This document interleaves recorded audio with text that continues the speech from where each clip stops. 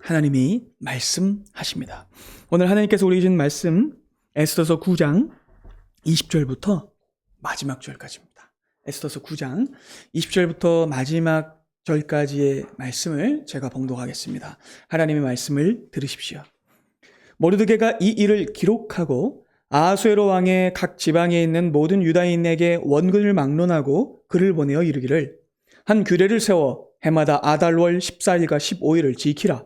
이달 이날에 유다인들이 대적에게서 벗어나서 평안함을 얻어 슬픔이 변하여 기쁨이 되고 애통이 변하여 길한 날이 되었으니 이 두 날을 지켜 잔치를 베풀고 즐기며 서로 예물을 주며 가난한 자를 구제하라 하매 유다인이 자기들이 이미 시작한 대로 또한 모르드게에게 보낸 글대로 계속하여 행하였으니 곧 아각 사람 함무다다의 아들 모든 유대인의 대적 하만이 유다인을 진멸하기를 꾀하고 부루 곧 제비를 뽑아 그들을 죽이고 멸하려 하였으나 에스더가 왕 앞에 나아감으로 말미암아 왕이 조서를 내려 하만이 유다인을 해하려던 악한 꾀를 그의 머리에 돌려보내어 하만과 그의 여러 아들을 나무에 달게 하였으므로 무리가 부루의 이름을 따라 이 두 날을 부림이라 하고 유다인이 이 글의 모든 말과 이 일에 보고 당한 것으로 말미암아 뜻을 정하고 자기들과 자손과 자기들과 화합한 자들이 해마다 그 기록하고 정해놓은 때 이 두 날을 이어서 지켜 패하지 아니하기로 작정하고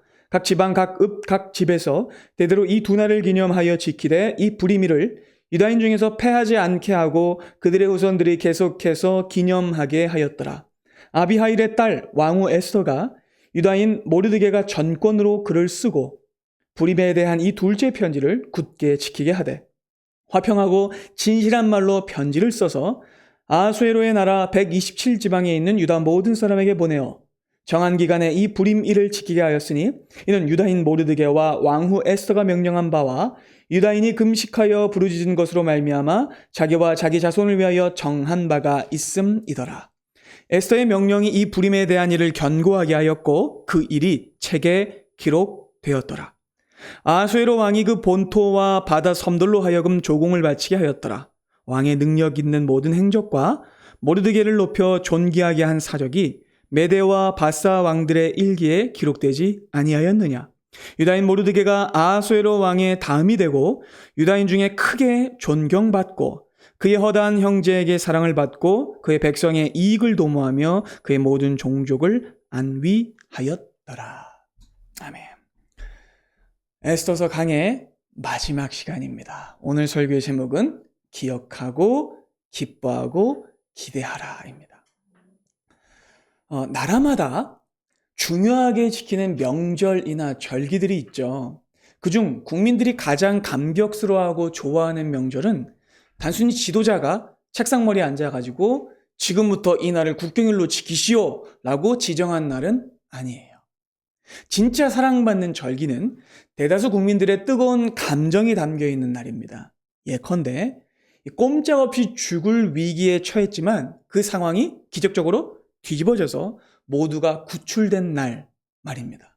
이런 날을 국민들은 가장 좋아합니다. 죽음의 위협이 사라지게 되었을 때 공포에 떨던 사람들은 다 같이 거리로 뛰어나와서 막 만세를 부리면서 부둥켜 안고 기뻐합니다. 그렇게 자발적으로 형성된 날은요, 국가에서 가장 사랑받는 절기가 돼요. 영국에도 이런 날이 있습니다.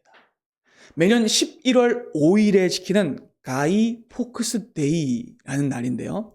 이날 사람들은 거리 곳곳에 모닥불을 피워놓고 불꽃놀이를 하면서 축제를 즐깁니다. 그 이유는 수도 런던이 통째로 불바다가 될 뻔했던 끔찍한 위기에서 구출받은 날이기 때문에 그래요. 대중문화에 관심이 좀 있으신 분은 가이 포크스라는 이름을 들으면 영화 한 편을 떠올리실 겁니다. 사진을 하나 같이 보실까요? 여러분 이런 가면 본 적 있으세요? 네, 본 적 있으시죠? 영화 V4 벤데타로 유명해진 가면인데 영화 속 주인공이 이 가면을 쓰고 압제에 맞서서 싸웁니다. 그러다 보니까 많은 사람들이 이 가이 포크스라는 사람이 강압적인 국가 권력에 맞선 자유의 투사나 정의로운 혁명가인 줄로 아는데 이는 사실과 달라요. 사실 이 영화는 뼈대부터가 역사를 거꾸로 뒤집고 있어요. 쉽게 여러분들이 이해하도록 말씀을 드려보자면 매국노 이완용을 독립운동가로 그린 작품인 거예요. 예. 그래서 이 심볼이나 마크를 어떤 국가 권력에 대한 저항의 상징으로 사용하는 건 별로 좋지 않은 일입니다. 자, 그럼 실제 역사를 살펴보죠. 가이 포크스는요, 정의로운 혁명가가 아니라 끔찍한 대량 살상을 기획했던 극단적 종교 테러리스트였어요. 1605년입니다. 17세기 초에요. 이 1605년에 영국의 국왕은 개신교 신앙을 수호하던 제임스 1세였습니다. 자, 이 제임스 1세를 여러분 기억하셔야 돼요. 네. 자, 근데 이때 가이 포크스를 비롯한 극단주의 카톨릭 교도들이, 로마 카톨릭 교도들이 개신교 정부를 전복시키고 영국의 통치권을 다시 로마 카톨릭으로 빼앗아 오기 위해서 어마어마한 음모를 꾸밉니다. 바로 영국의 국회의사당인 웨스트민스터 사원의 지하실에다가 어마어마한 양의 화약을 설치한 거예요. 그들은 왕과 의원들을요, 한 번에 몰살시키려는 전대미문의 대규모 폭탄 테러를 계획했습니다. 자, 그런데 너무나 다행히도 거사 직전 익명의 제보자에 의해 그 음모가 발각됐어요. 그리고 지하에서 그 어마어마한 화약을 지키고 있던 가이 포크스는 현장에서 체포당합니다. 여러분, 만약 이 테러가 성공했다면 어떻게 됐을까요? 세계의 역사가 달라졌을 거예요. 영국의 개신교 지도부는 몰살당했을 것이고 영국에 일어났던 종교개혁의 불씨는요, 한순간에 사그라들었을 거예요. 그리고 다시 로마 카톨릭이 영국과 유럽을 지배했을지도 모를 일입니다. 정말 역사가 바뀌었을 거예요. 하지만 기적처럼 그 악한 음모가 박살나고 왕과 나라와 국민들이 구출됐어요. 그리고 이 소식은 빠르게 영국 전역에 퍼지게 되었고, 자기들이 잿더미가 될 고비를 넘기고 살아나게 되었다는 소식을 들은 런던 시민들은요, 밀물처럼 거리로 뛰어나왔습니다. 그리고 사람들은요, 자발적으로 땔감을 모아서 모닥불을 밤새도록 피웠고 끌어안고 춤을 추며 축제를 벌였어요. 죽음의 날이 생명의 날로 역전된 것을 기뻐하며 서로 부둥켜 안았었어요. 자, 그리고 이듬해 영국 의회는요, 이 사건을 잊지 않기 위해 11월 5일을 공식 국가감사절로 제정합니다. 여러분, 오늘 본문에도요, 이와 유사한 일이 기록되어 있어요. 사형 선고를 받고 꼼짝없이 진멸당할 위기에 처했던 유다인들은요, 기적적인 역전과 구원을 경험합니다. 그리고 그것에 기뻐하면서 어떻게 해요? 자발적으로 잔치를 열었어요. 그렇죠? 거리로 뛰어나와서. 그리고 모르드게는요, 이 위대한 구원을 잊지 않기 위해서 붓을 들고요, 또 하나의 조서, 편지를 씁니다. 그리고 이날을 공식적인 절기로 정하니 대대손손 영원히 기억하고 기념하라 라고 명령합니다. 자, 오늘은요, 에스더서의 대단원의 시간입니다. 자, 오늘 본문을 통해서도 세 가지를 살펴볼 텐데요. 첫째, 이 불임절이 제정된 이유는요, 우연과 인간의 악한 꾀를 덮으신 하나님의 섭리를 영원히 기억하고 기념하기 위함입니다. 자, 두 번째요, 구원받은 자는요, 불임절을 기뻐하며 거룩한 삶의 방식으로 살아가야 돼요. 세 번째입니다. 이 모든 역사는 장차 오실 진정한 왕의 영원한 통치를 예표하고 있어요.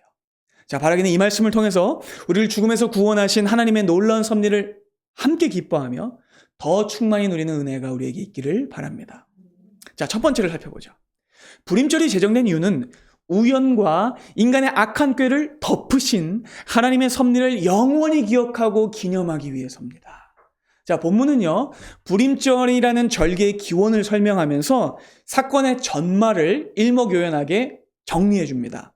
그리고 그 어원까지 친절하게 언급해줘요. 24절을 함께 보겠습니다. 꼭 아각 사람 함므다다의 아들 모든 유다인의 대적 하만이 유다인을 진멸하기를 꾀했습니다. 그리고 뭘 뽑았어요? 부루, 제비를 뽑아가지고 그들 죽이고 멸하려 했지만 에스더가 왕 앞에 나아감으로 말미암아 왕이 조서를 내려 하만이 유다인을 해하려던 악한 꾀를 그의 머리에 돌려보내어 하만과 그의 여러 아들 나무에 달게 하였으므로 무리가 부르의 이름을 따라 이 두나를 불임이라고 했다고 나옵니다. 자, 고대 페르시아어로 제비가 부르예요. 부르. 전에 설명드린 대로 이 부르는요, 하만이 자기가 믿는 신을 의지하면서 이방 주술과 우상 숭배 방식으로 뽑은 거예요. 그는요, 유다인을 몰살시킬 길한 날을 자기 신에게 점지받은 거예요. 그렇게 유다인들의 운명은요, 미신과 우연과 우상에 의해 결정된 것처럼 보였습니다.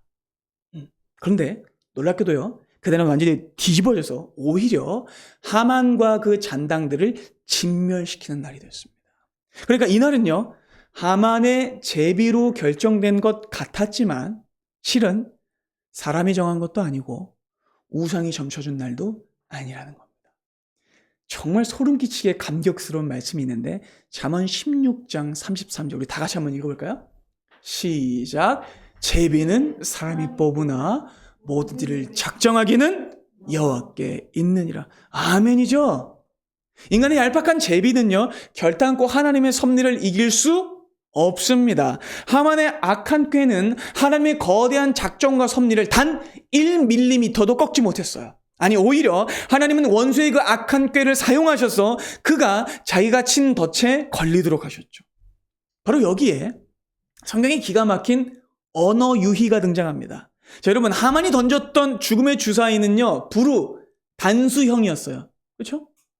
그런데 이날 기념하는 명절의 이름은요, 부르절이 아니라 복수형인 불임절입니다. 굳이 말하자면 제비들이에요. 그 다음에 여러분, 왜 이날은요, 부르절이 아니라 불임절로 불리게 된 걸까요? 여러분, 여기에는요, 놀라운 신학적 의미가 숨겨져 있는데 그 이유는 원수가 우리를 향해 던진 악한 계획은 고작 단수형에 불과하다는 겁니다. 깨달으십니까? 그것은 단회적인 위협에 불과하다는 거예요. 그리고 단수형의 계획은요, 여호와 하나님의 복수형의 계획에 의해서 완전히 덮어지고 박살나고 분쇄당합니다. 여러분, 하나님의 구원과 은혜는 언제나 복수형이에요. 하나님의 구원과 은혜는 언제나 현재 진행형입니다. 그분의 사랑과 구출과 은혜와 도움은 절대로 단수형이 아닙니다. 하나님의 섭리는 끊어지지 않고요, 셀 수 없이 다채롭고요, 풍성하고요, 영원히 흔들리지 않고 계속됩니다. 그분은 우리의 문제의 일시적인 해결사가 아니라 영원한 보호자이자 영원한 아버지가 되시는 분이십니다. 그럼 여러분, 어떻게 이 죽음의 부르가 생명의 불임으로 역전된 걸까요? 본문 안에는 그 위대한 역전이 시작된 지렛대의 지점, 정확히 탁 넘어가게 된 지렛대의 지점을 두 가지로 밝혀줍니다. 두 가지예요. 또 복수형이에요. 자, 먼저 본문은요, 에스더가 목숨을 걸고 왕 앞에 나아감으로 말미암아 이 일이 시작되었다라고 말씀하고 있어요. 그러니까 이렇게 일이 뒤집어지기 위해서 한 사람의 희생과 중보자적 결단이 있었다는 겁니다. 사실 에스더는요, 가만히 있으면 자기는 살 수 있었어요. 그렇죠? 에스더는 누구도 자신을 해칠 수 없는 궁 안에 있었기 때문입니다. 그러나 에스더는요, 자기의 존귀하고 안락한 자리를 박차고 나와 백성들을 위해서 죽기를 각오합니다. 바로 이 놀라운 대속자적 결단이 판을 뒤집은 거예요.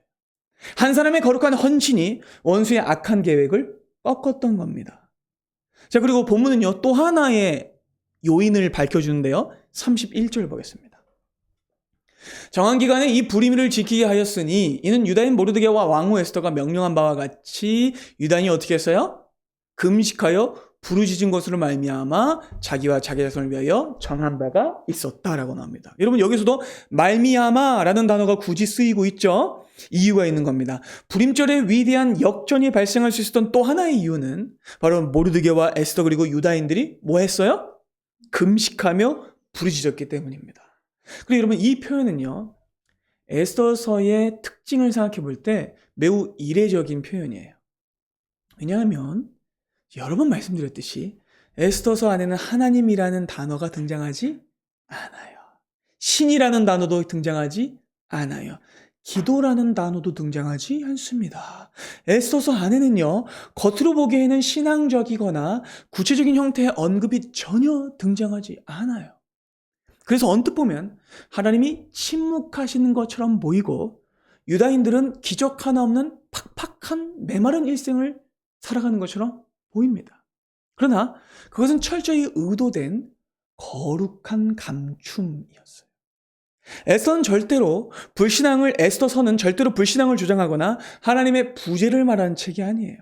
아니, 오히려 기적을 감춤으로써 그 어떤 성경책보다 하나님의 섭리를 가장 많이 말하는 책입니다. 종교적인 표현을 절제함으로써 오히려 세속사회 안에서 지혜롭게 자기의 신앙을 지키는 사람들의 모습을요, 우아한 방식으로 우회적으로 드러내줘요. 그리고 그 사실이 바로 금식하며 부르짖었다라는 표현을 통해서 한 번 더 증명되는 거예요. 자, 그렇게 모르드게와 에스더는요, 이제 불임절을 새로운 절기로 지정하면서 그날의 승리가 발생할 수 있었던 이유를 공식 문서 안에 활자로 박아 넣었습니다. 그리고 이 표현을 통해서 역사의 주도권이 이제 누구에게 있는지가 진짜로 드러나요. 야, 보세요. 29절을 보면 모르드게가 전권으로 글을 썼다라고 나와요. 자, 이 글을 썼다라는 동사는요, 앞서 1장과 3장에서 등장했던 동사인데 바로 아하수에로 왕이 조서를 내릴 때, 하만이 조서를 내릴 때 등장했던 단어예요. 그리고 그때 그 조서는요, 무시무시하고 강압적인 조서였어요. 그렇죠? 그때마다 지도자들이 쓴 글 하나 때문에 백성들의 운명이 널뛰었죠. 제국 전체가 들썩였고요. 사람들은 멘붕에 빠졌고 질서가 아니라 혼란이 가중됐어요. 자, 그런데 에스더서의 대단원에 이르게 되자 한 나라의 역사를 쓰는 주도권이 이제 누구에게 넘어오게 돼요? 모르드게와 에스더에게 넘어옵니다. 이제는 무지하고 악한 자가 역사를 쓰는 것이 아니라 지혜롭고 선한 자가 역사를 이끌어가고 역사를 쓰게 됩니다. 하나님이 보시기에 토부한 자인 에스더와 모르드게가 하나님이 행하신 토부한 역사를 글로 쓰는 거예요. 역사에 기록하는 거예요. 그래서 유다인들이 크게 기뻐하고 또 기뻐했던 거예요. 여러분, 그리고 이건요, 일찍이 없었던 일이에요. 이 에스더서 안에서 처음 보는 일입니다. 여러분 보세요. 지금까지 페르시아 제국 안에서 반포됐던 조서들을 한번 생각해 보세요. 그들은 모두 억지로 지켜야 되는 명령들이었습니다. 그렇죠? 내키지 않은 것들이었어요. 강압적인 것들이었어요. 근데 처음으로 백성들이 자발적으로 기뻐할 만한 조서가 내려지는 거예요. 그리고 바로 이런 과정으로 불임절이 제정됐기 때문에 지금도요, 불임절은 유대 역사 속에서 가장 열광적으로 사랑받는 명절로 여겨지고 있어요. 두 번째입니다. 자, 구원받은 자는요, 불임절을 기뻐하며 거룩한 삶의 방식으로 살아가야 합니다. 본문 21절을 보면 모르드게는 유다인들에게 매년 12월 14일과 15일 이 두 날을 불임절로 지키라고 명령합니다. 한 가지 질문이 생기죠. 왜 이틀이지? 그렇지 않으세요? 그냥 하루만 딱 정해가지고 화끈하게 놀면 될 텐데 왜 14일과 15일 두 날을 명절로 정한 걸까요? 그냥 단순히 하루 더 놀고 싶어서일까요? 아닙니다. 그럼 여기에도 아주 깊고 오묘한 하나님의 구속사적 섭리와 영적 진리가 담겨져 있어요. 자, 그 힌트가 22절에 등장하거든요. 한번 볼게요. 이날에 유다인들이 대적에게서 벗어나서 평안함을 얻어 슬픔이 변하여 기쁨이 되고 애통이 변하여 길한 날이 되었으니 이 두 날을 지켜 잠치를 베풀고 즐기며 서로 예물을 주며 가난한 자를 구제하라 해요. 여러분, 그 의미를 찾으셨나요? 왜 두 날인지? 자, 여러분 여기서 매우 핵심적이고 중요한 두 개의 개념과 의미를 만나게 돼요. 하나는 대적에게서 벗어난 것이고 또 하나는 평안함을 얻은 거예요. 하나는 슬픔이 변한 것이고 또 하나는 기쁨이 된 거예요. 하나는 애통이 변한 것이고 또 하나는 뭐예요? 길한 날이 된 거예요. 그러면 제가 성도의 회심에 대해서 설명드릴 때에 항상 두 가지 동작으로 설명드렸던 걸 기억하실 겁니다. 진정한 회심은요, 완전히 돌아서는 거예요. 반만 돌아서는 게 아닙니다. 진정한 회심은 먼저 죄악의 자리에서 돌아서는 겁니다. 그렇죠? 죄악의 자리에서 돌아서는 거예요. 근데 여기서 끝이 아니에요. 다만 돌아서는 것으로는 부족하고 진정한 회심은 이제 의로우신 하나님을 향해 달려가는 거예요. 이해가 되시죠? 그러면 이게 두 가지가 다 갖추어져야만 진짜 회심이라고 할 수 있는 거예요. 이 불임절 안에도 이 두 가지 진리가 담겨져 있는 거예요. 불임절은요, 구원의 날인데 대적에게서 벗어나 평안함으로 가게 된 날이에요. 슬픔이 변해서 기쁨이 된 날이고 애통이 변하여서 길한 날이 된 날인 겁니다. 두 날이 이 사실을 드러내주는 거예요. 그럼 먼저 14일이 어떤 날입니까? 14일은요, 나를 죽이려던 대적에게서 벗어난 날이에요. 자, 유다인들은요, 13일이 아니라 14일이 되어서야 대적들에게서 벗어나게 됐어요. 그렇죠? 왜냐하면 13일 하루만으로는요, 원수를 완전히 제압하지 못했어요. 500명밖에 처단하지 못했어요. 그래서 에스더가 하루를 더 14일을 더 연장해서 남아있는 대적들을 섬멸했는데 무려 그 숫자가 75,300명이었어요. 어마어마하게 많았죠. 그러니까 그 두 번째 날이 되어서야만 유다인들은 죽음의 위협에서 제대로 벗어난 거예요. 그러니까 13일과 14일은요, 한 세트인 거예요. 그렇죠? 이 두 날이 묶여서 원수에게서 벗어난 날. 그리고 다음으로 이어진 15일은 어떤 날이에요? 전쟁을 끝내고 평안을 얻은 날이에요. 샬롬을 얻은 날. 그러니까 여러분, 이 두 날의 개념은요, 이스라엘 역사 속에서 가장 중요한 날들과 정확히 겹칩니다. 자, 여러분, 이스라엘이 대적에게서 벗어난 최초의 날이 언제예요? 유월절이죠. 애굽을 탈출한 유월절. 바로 이 유월절로 인해서 이스라엘은요, 출애굽합니다. 자, 본문의 표현으로 바꿔보면 뭡니까? 대적에게서 벗어난 거예요. 근데 여러분, 이게 끝은 아니죠? 그렇죠? 왜냐하면 해방이 끝이 아니기 때문입니다. 해방이 되었으면 그 다음으로 해야 될 게 있죠. 뭡니까? 나라를 세우는 겁니다. 단순히 노예의 신분에서 벗어난 것에만 머물면 안 돼요. 그래서 이스라엘은요, 긴 시간 동안 어디를 지나갑니까? 광야를 지나갑니다. 그리고 마침내 한 장소에 들어가서 거기 들어가서야 뭘 얻게 돼요? 샬롬, 평안을 얻게 됩니다. 그리고 그것을 뭐라고 설명할 수 있냐면 출애굽과 짝이 되는 입가나안이에요. 애굽에서 나오고 가나안으로 들어간 게 전부가 된다는 겁니다. 그러니까 입가나안은 뭐예요? 평안함을 얻은 날, 샬롬을 얻은 날. 그리고 입가나안을 상징하는 이스라엘의 절기가 뭐예요? 초막절입니다. 영원한 안식과 평안함을 상징하는 날이죠. 그러면 불임절의 이 두 날은요, 유월절과 초막절을 포괄하는 의미를 가진 거예요. 믿는 자가 죽음에서 건진받고 영원한 안식에 들어가게 되는 구원의 여정 전체를 담아내고 있는 구속 역사의 요약판인 거예요. 그래서 본문에 슬픔이 변하여 기쁨이 됐고 애통이 변하여 길한 날이 되었다라는 표현이 반복해서 3번 등장하는 겁니다. 여러분, 구원은요, 단순히 육신의 목숨만 부지하는 생존의 문제가 아닙니다. 구원은요, 우리의 존재를 통째로 뒤바꾸는 일입니다. 우리의 타락한 본성과 정체성을 완전히 바꾸고 죄인의 운명을 역전시키고 반전시키는 일입니다. 구원은 태생적인 우리의 슬픔과 애통의 원인을 뿌리채 뽑아서 우리를 영원한 기쁨의 날로 데려가는 하나님의 역사입니다.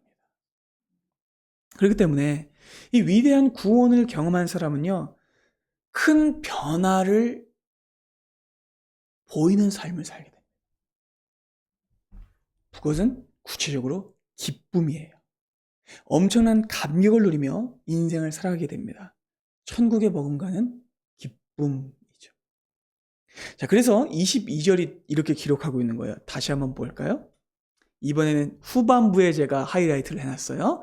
이 두 날을 지켜 잔치를 베풀고 즐기며 서로 예물을 주며 가난한 자를 구제하라라고 해요. 자, 그래서 기쁨의 잔치가 열리고 서로를 돌보고 가난한 사람을 돌본 일이 일어났던 겁니다. 그리고 이건요, 에스더서의 결말로 완벽한 장면이에요. 자, 보세요. 에스더서 1장을 생각해 봅시다. 1장은요, 뭘로 시작했어요? 잔치로 시작했죠. 근데 그 잔치는 어떤 잔치였어요? 과시의 잔치, 허영의 잔치, 낭비의 잔치, 겉만 번지르르 하고 속은 옹졸한 잔치였어요. 아하수에로 왕이 180일 동안 벌였던 그 잔치는요, 자기 권력을 과시하면서 힘으로 남을 짓누르고 여성을 놀이개로 삼고 오라가라 하는 폭력적인 이기적 잔치였어요. 그렇죠? 근데 하나님의 은혜로 죽을 뻔했던 자들이 다시 생명을 얻게 되는 역전의 역사를 얻게 되자 어떤 일이 벌어지게 되냐면 이번에도 뭐가 벌어져요? 잔치가 벌어집니다. 근데 이 잔치는요, 앞서 1장에서 등장했던 겉만 번지르르한 껍데기 잔치와는 차원이 다른 진짜 잔치예요. 그것은 구원받은 백성들의 잔치였습니다. 죽다 살아난 자들은 그 마음에서 터져나오는 생명의 기쁨을 주체하지 못했고 그 구원의 기쁨을 이웃들과 나누기 시작했던 거예요. 그들은 자기들끼리만 배불리지 않았습니다. 사회적으로 잘 나가는 귀족들만 추청하지 않았습니다. 이익이 될 만한 사람들만 초대해서 함께 식사하지 않았습니다. 그들은 평등하고 차별 없는 잔치를 베풀었고요. 맛있는 음식을 누구에나 대접했고 가난한 자를 성심껏 구제했습니다. 그리고 이 장면을 볼 때 우리가 또 한 번 충격받는 이유는 뭐냐면 이것이 아낌없이 너희들의 재산을 써라 라는 명령이었기 때문에 그래요. 여러분, 세상에 이런 명령이 말이 됩니까? 너희들의 재산을 써라라는 명령. 보세요. 자, 지난주 말씀에서 유다인들은 무려 75,800명이 되는 대적들을 도륙했습니다. 그래 놓고는 어디엔 손대지 않았어요? 네, 재산에는 전혀 손대지 않았어요. 그렇다면 그렇게 대적들을 죽이고도 유다인들에게는 재산이 전혀 늘어나지 않은 거예요. 유다인들은요, 페르시아 사람들과 달랐어요. 그들은 정당하게 자기 몫으로 채워도 되는 그 재산에 눈길을 주지 않았고 피를 흘려서라도 남의 것을 빼앗는 세상 사람들과는 전혀 다른 모습을 보였죠. 그들은요, 탐욕을 철저히 거절했고요, 자신들의 거룩을 지켰습니다. 그리고 이건 정말 훌륭한 일이에요. 그렇죠? 근데 여러분, 이건요, 소극적인 거룩이에요. 그러니까 뭘 안 하는 것으로 전부가 될 수는 없어요. 그렇죠? 나 오늘 지각 안 했어. 그게 전부가 되면 안 돼요. 공부를 해야지. 그렇죠? 지각 안 했어가 전부가 되면 안 돼요. 나 오늘 교회 갔어. 교회 가서 예배를 잘 드려야죠. 그렇죠?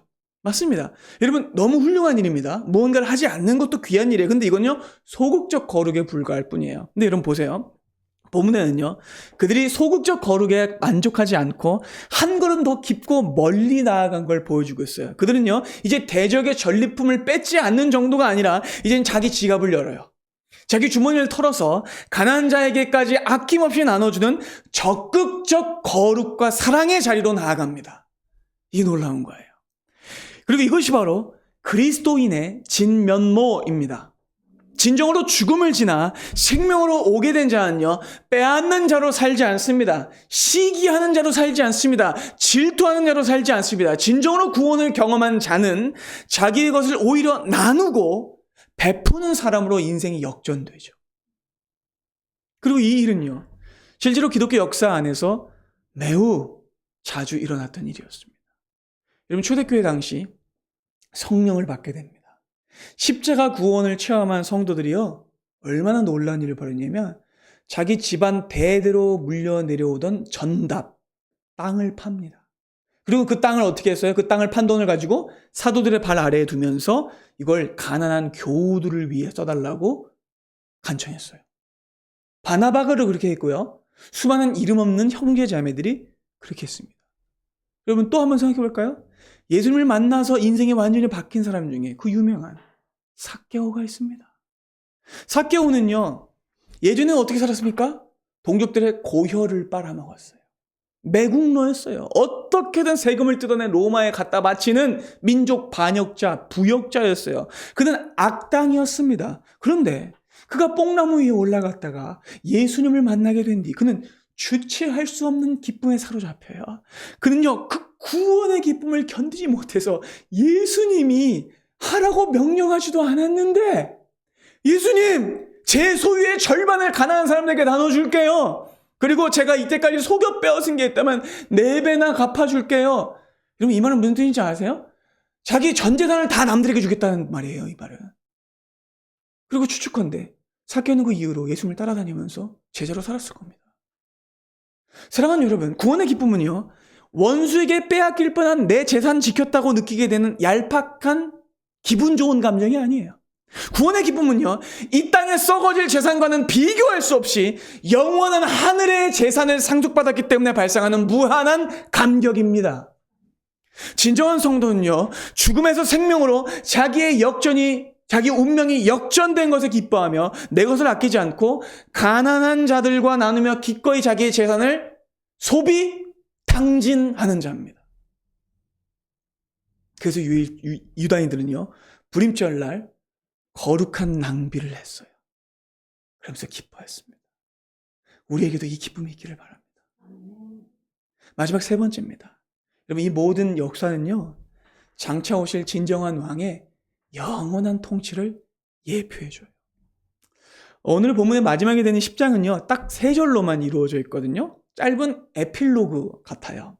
그리고 그 구절은요, 언뜻 보면 아하수에로 왕의 업적을 또 높이는 것처럼 보이거든요. 1절 보겠습니다. 아하수에로 왕이 그 본토와 바다 섬들로 하여금 조공을 바치게 하였더라 라고 나와요. 여러분, 조공이란 뭐예요? 침략한 나라가 식민지에게 억지로 요구하는 가혹한 세금이죠.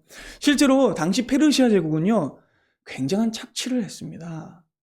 아하수에로 왕의 그리스 출전을 다뤘던 영화 300, 제가 자주 말씀드리죠. 이 300이라는 영화를 보면 페르시아에 정말 어마어마한 100만 대군이 나오는데 이 군인들의 대부분은요, 페르시아 본토 사람들이 아니었어요.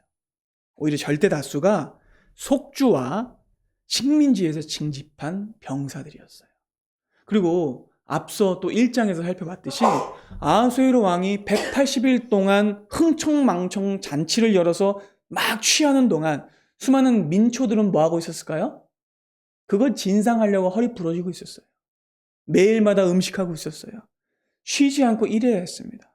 그리고 이게 바로 세상 권력의 한계예요.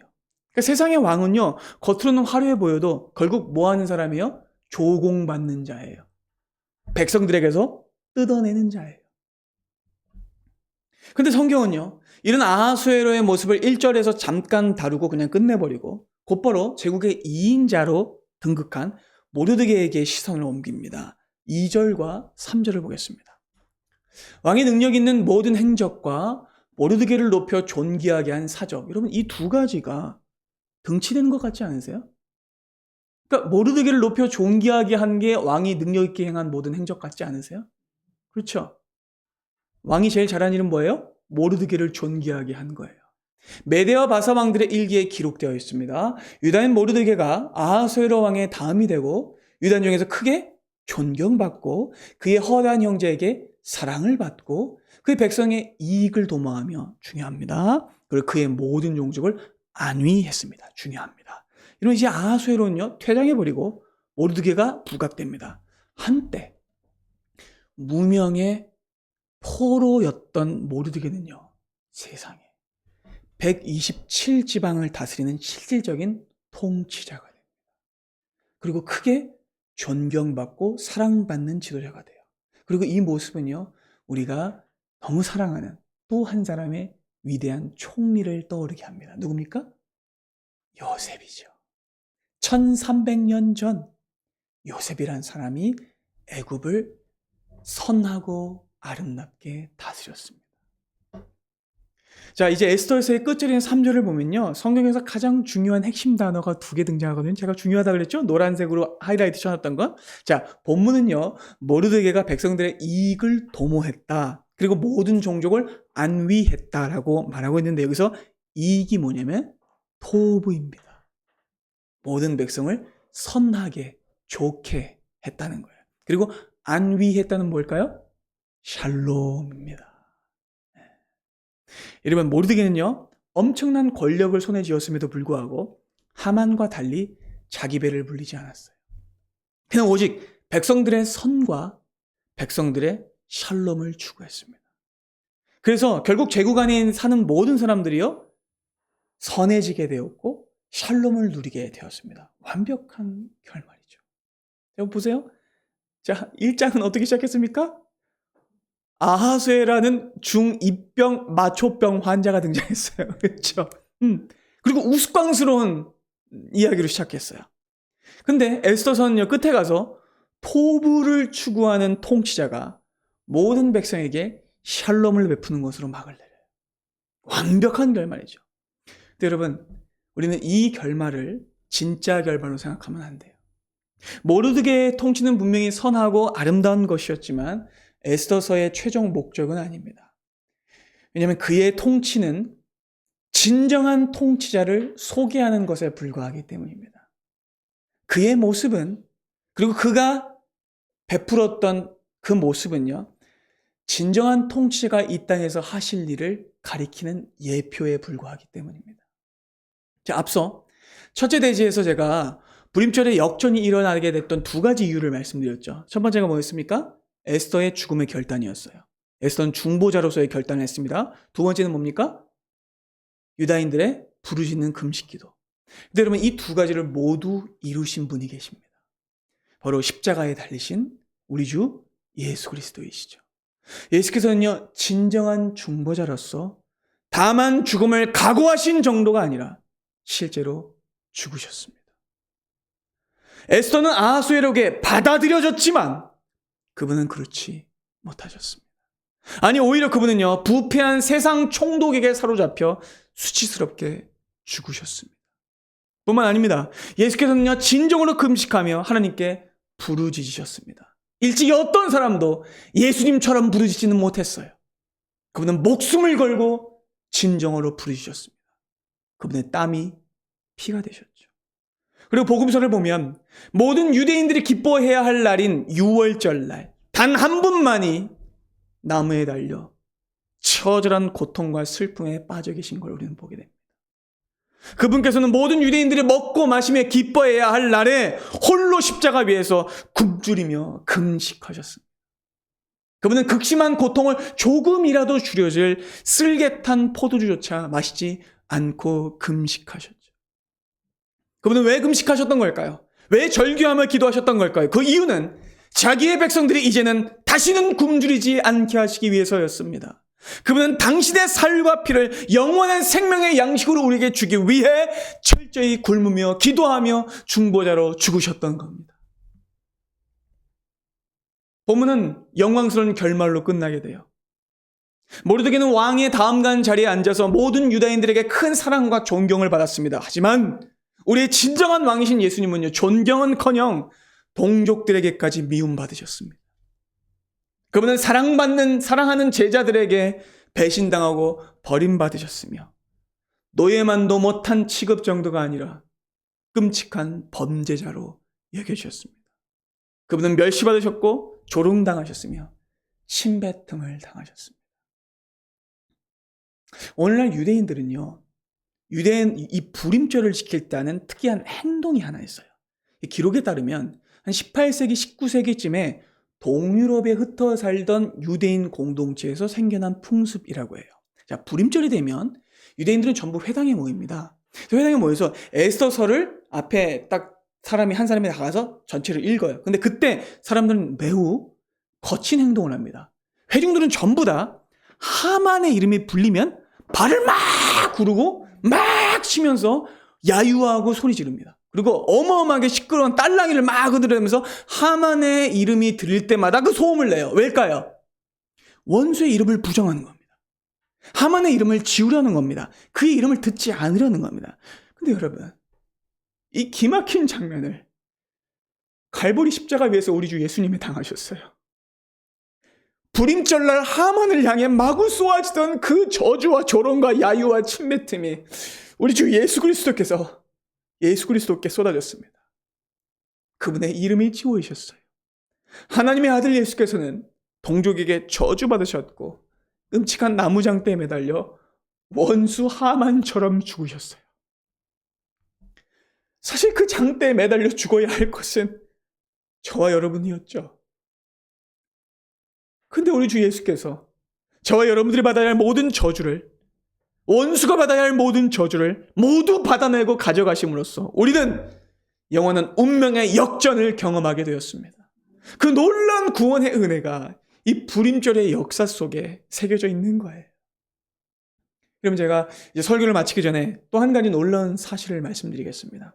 자, 서론에 제가 말씀드렸던 그 가이 포크스 데이에 등장했던 왕의 이름이 뭐였죠? 제임스 1세였습니다. 이 제임스 1세에 대한 역사적 팩트입니다. 자, 제임스 1세는요, 1605년 가이 포크스가 계획한 끔찍한 폭탄 테러 음모에서 구사일생으로 살아난 왕이었어요. 근데 그 사건은요, 그저 영국의 한 왕이 목숨 건진 해프닝이 아니었어요. 사실 그 테러가 일어나기 1년 전부터 제임스 1세는요, 약 50명에 가까운 당대 최고의 학자들을 모아서 국가 주도의 성경 번역 프로젝트를 진행시켰습니다. 자, 그때 근데 만약 이 가이 포크스의 폭탄 테러가 성공했다면 어떻게 됐을까요? 그 프로젝트는 영원히 사라지고 왕과 대신들과 학자들은 웨스트민스터 사원과 함께 몰살당했을 거예요. 근데 기적적으로 그 음모가 탄로나고 제임스 1세가 구출받게 됩니다. 그는 계속해서 성경 번역에 박차를 가합니다. 그리고 1611년 드디어 완역된 그 성경의 이름이 바로 그 유명한 킹 제임스 성경입니다. 소름 끼치지 않습니까? 인류 역사상 가장 영향력 있는 영어 성경 번역본입니다. 이 성경은요, 존 버년, 철로 역정을 쓴 존 버년의 인생을 뒤바꿔 놨고요, 에이브러함 링컨의 인생을 뒤바꿔 놨고요, 마틴 루터 킹의 인생을 뒤바꿔 놨습니다. 이 책은 세계사에 절대적인 영향을 끼쳤습니다. 오늘날도 킹 제임스 성경은요, 매우 빼어난 번역으로 꼽히고 있고요, 여전히 가장 사랑받는 성경입니다. 그러니까 여러분, 우리는 이 역사를 통해서도요, 기적 없는 일상 속에서 놀라운 섭리로 구원의 일을 해나가시는 하나님의 섭리를 보게 되는 겁니다. 그러니까 가이 포크스의 테러 사건이요, 단순히 테러 하나 막은 사건이 아니라 온 세계에 생명의 말씀이 뻗어 나가게 하기 위한 하나님의 구원 섭리 안에 있는 사건이었던 거예요. 그러니까 이게 바로 또 하나의 부름절인 겁니다. 놀랍지 않습니까, 여러분? 하나님이 여전히 일하고 계세요. 그리고 그 킹 제임스 성경을 통하여 수많은 사람들이 예수 그리스도를 만났습니다. 이제 말씀을 맺겠습니다. 에스더서의 마지막을 보면 에스더서 앞에서 등장했던 특이 표현이 한 번 더 등장하는데, 그것은 바로 이미 돌아가신 에스더의 아버지 이름이 또 한 번 나온다는 거예요. 여러분 기억하시죠? 에스더 아버지 이름이 뭐예요? 아비하일이에요. 29절에 등장하는데, 이 아비하일이라는 이름의 뜻은 뭐예요? 아버지는 강하다예요. 강한 아버지라는 뜻이에요. 여러분, 근데 에스더는요, 호적상으로는 부모 없는 천의 고아였어요. 그는 누구도 지켜주지 않는 버림받은 자였습니다. 그런데 그녀의 아버지 이름이 뭐였다고요? 강한 아버지. 아버지는 강하다였어요. 왜냐하면 에스더는 누구의 딸이었냐면 우주에서 가장 강한 아버지이신 여호와 하나님의 딸이었기 때문입니다. 그래서 에스더는요, 그 모든 위기와 어려움 속에서도 도부할 수 있었고 샬롬 할 수 있었던 겁니다. 그럼 에스더서는요, 아주 중요한 역사적 침묵기에 쓰여진 책이에요. 자, 에스더서는요, 1차 포로기환과 2차 포로기환 사이에 일어난 일이에요. 바벨론의 포로로 끌려갔던 유대인들은요, 70년 만에 고국으로 돌아오게 되죠. 그때 페르시아의 초대 왕이었던 고레스가 칙령을 내렸고 고국으로 돌아가게 됩니다. 그리고 그 내용을 우리는 이미 에스라서와 느헤미야서를 읽으면서 함께 만나봤었죠. 근데 당시 상황이 좋지 않았습니다. 여러분, 1차 포로기환은 간신히 일어났는데 2차 포로기환이 일어나기까지 무려 몇 년이 공백이 있냐면 80년의 공백이 있어요. 근데 이 80년의 공백기에 일어난 사건이 뭐였을까요? 에스더서 사건입니다.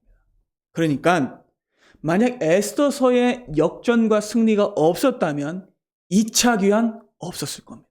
3차 귀환 없었을 겁니다. 그리고 무엇보다 치명적인 거는요, 이 귀환들이 없었다면 진정한 메시아이신 우리 주 예수께서 오실 길이 끊어졌을 거라는 겁니다. 그러나 에스더서의 역전이 있었기에, 진정으로 강하신 아버지 하나님의 섭리와 보호가 있었기에 역사는 이어질 수 있었습니다. 그 은혜가 있었기에 마침내 진정한 강한 아버지 구원자 예수 그리스도께서 이 땅에 오시게 되었던 것이죠.